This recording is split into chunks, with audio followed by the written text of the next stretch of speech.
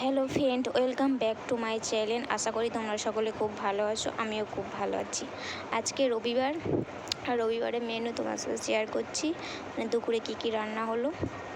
মা ভাত দিয়ে দিচ্ছে, আমি আর ভাত দিও না, মানে অতিরিক্ত ভাত দিচ্ছে। আমি ভাত দিও না, ভাত নিয়ে নিলাম ডিশে। তারপরে পেঁয়াজ কাটা আছে,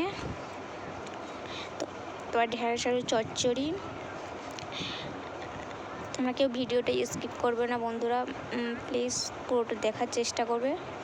আমি খাচ্ছি। তোমরা যদি তোমাদের এইসব ভিডিও যদি না পছন্দ না হয়, যদি না দেখতে না ভালো লাগে, তাহলে কমেন্ট করে জানাবে, তাহলে অন্য ব্লগ দেওয়া হবে।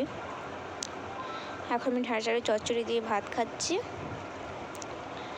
আর মা পিছনে শুয়ে আছে, দেখছে, ভাবছে কী করছে বৌমা।